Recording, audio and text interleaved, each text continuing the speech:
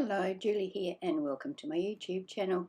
Today I'm making two cards using Prima's Nature Garden collection. I'm using the 6-inch paper pad and I'm looking for a sort of a vintage look of card or shabby chic or I don't know really what to call this style, but anyway that's what I'm going to use. I'm going to make my own card bases. I'm using smooth white cardstock for that, and each card base measures 4 inches by 5 7/8. I've used a A4 sheet of cardstock to create these card bases.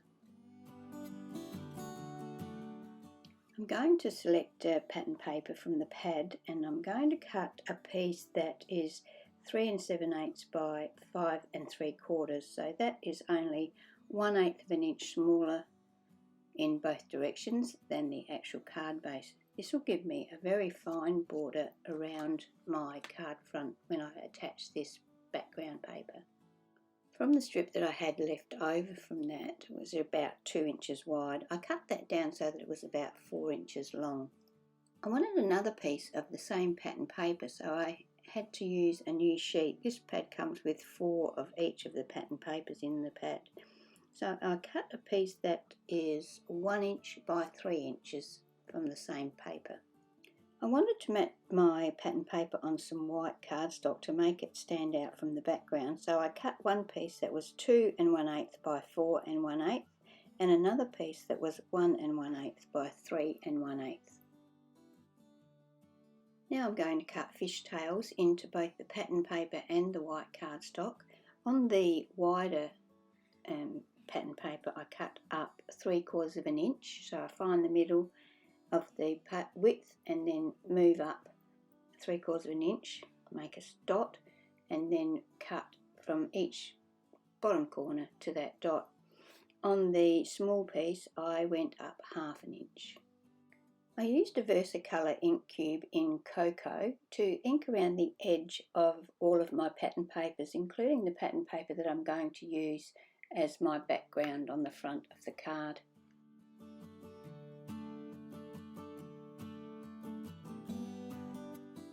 When I'm layering fishtail panels, I find it much easier if I attach the pattern paper to the cardstock, and I'm going to do that using my art glitter glue, and then cut the fishtail into it. I find that I get a much more even border around the fishtail section and the points work out a lot better. So that's what I'm going to do with both of these pattern papers. I'll then use the same Cocoa ink pad to ink around the white cardstock. I'll also ink around the outside edge of my card base, just the front section. I also use my art glitter glue to attach my front pattern paper to the front of my card. I added some craft foam to the back of my pennants and then used my art glitter glue to attach those to the front of my card. The thinner one, pennant, slightly overlaps the broader one. Before the glue had a chance to dry on the smaller pennant, I decided to add some lace down the side of it, so I quickly lifted that off of the card front and cut a piece of lace to the same length as the pennant and then stuck it back in place.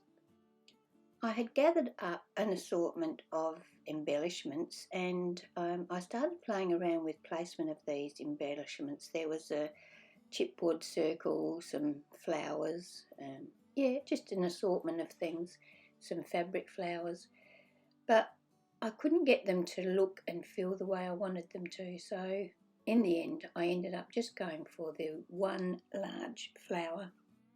I had previously made this flower using Tim Holtz Tattered Florals die, and I'll put a link in the description box below that shows the video, that it will be a link to the video that shows how I made the flower if you're interested in making this flower.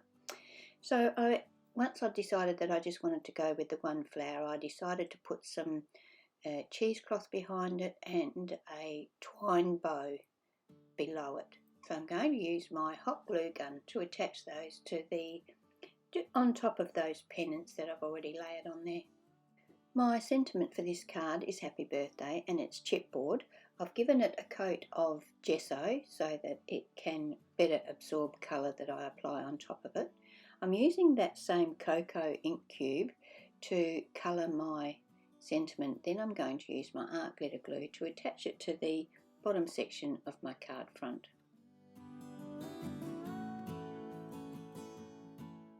I wasn't happy with the way that it blended in so well. You could hardly see it or hardly notice it.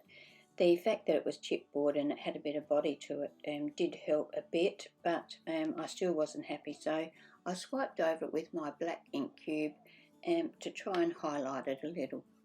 So my plan this year is to make sure I decorate the insides of my cards as well. So I'm going to use this scrapbook.com Happy Birthday to You stamp and stamp onto some white cardstock Happy and Birthday.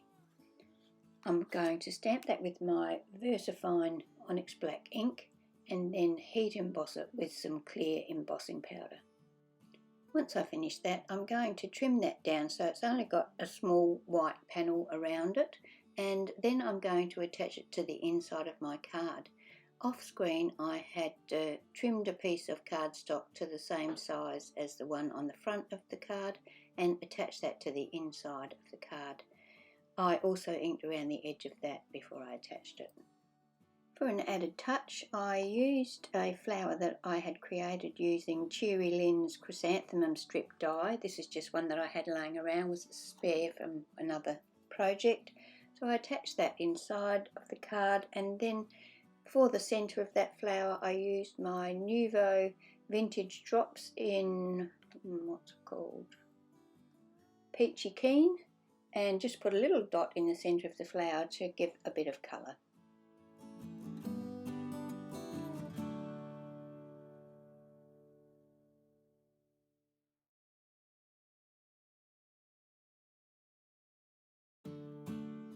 So on to our second card now. I've chosen another paper from the paper pad and I am trimming that to 3 3/4 by 5 5/8.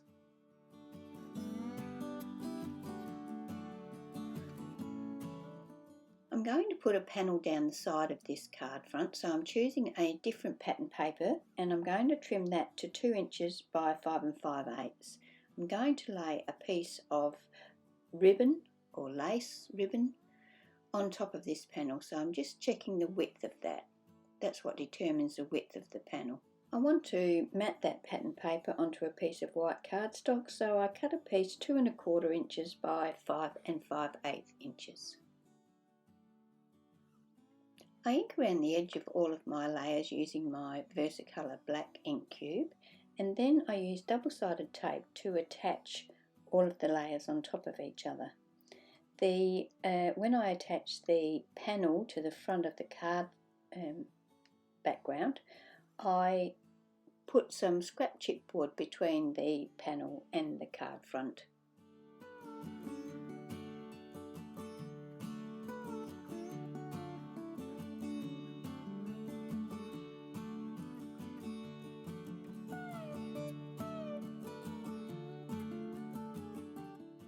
I attach a half of a doily between the card front and the resin panel. Once again, I use my glue to attach that to the card front. I cut a piece of my ribbon.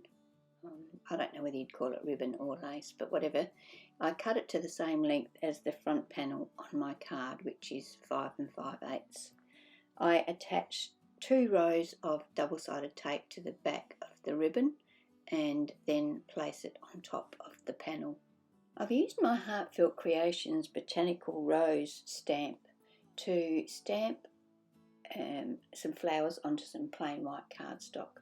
I was going to use my Kaisercraft markers to colour those, but I couldn't get the effect that I wanted. I was looking for something in a really soft colour, and these textures or these markers were not soft enough, so I changed my mind. I decided to use inks and my water brush instead to colour these flowers and leaves, and I used Distress Ink Bundled Sage for the leaves, and also For the blue flowers I used speckled egg.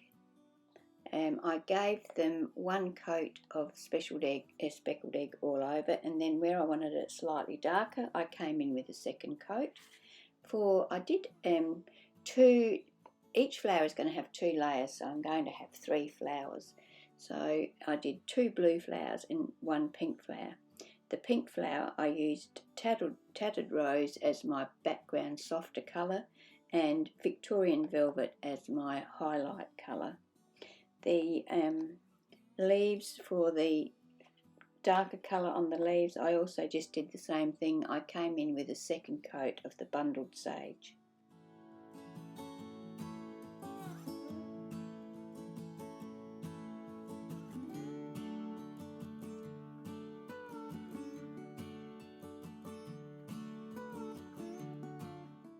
Off camera I used my scissors to fussy cut the flowers and leaves, and now I'm just going to layer 2 flowers on top of each other, slightly offsetting each one, so that I end up with 3 flowers.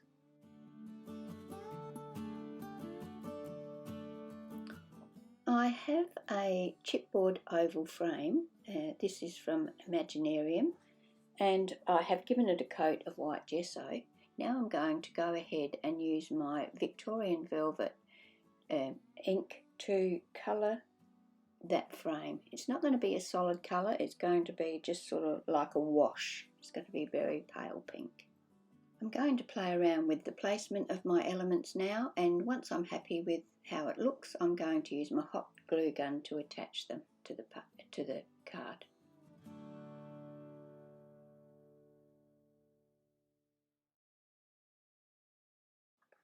For the inside, I simply cut the offcut from the background for the outside of the card in half, so I ended up with 2 pieces that were 1 inch by 5 5/8, and inked around the edges, and then used double-sided tape to attach them to the 2 outside edges of the back panel. So I've got a strip coming down the right of the panel and a strip coming down the left of the panel. Later on I will stamp a verse and stamp it onto a separate piece of cardstock, and then attach it to the inside of the card. The sentiment for this card comes from the Uniquely Creative's Ocean Breeze mini cut apart sheet. Because of the blue, I thought it would blend in nicely. I trimmed it down so that there was a very close border all around, inked around the edge of it, then attached it to 2 layers of scrap chipboard, and then attached it to the front of the card, just so that it overlapped that bottom blue flower.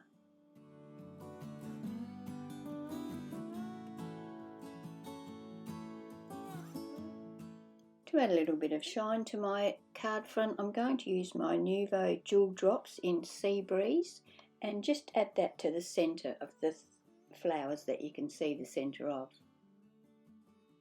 So that brings me to the end of my cards for today. I hope you've enjoyed watching my video. The Prima Nature Garden collection papers are very old. I don't think they're still available, but I will put links in the description box below to anything that is still available. I'll also, don't forget, put a link to that, how to make that flower using the Tim Holtz Tattered Florals die. It's a lovely flower and very easy to make. A bit time consuming, but very easy.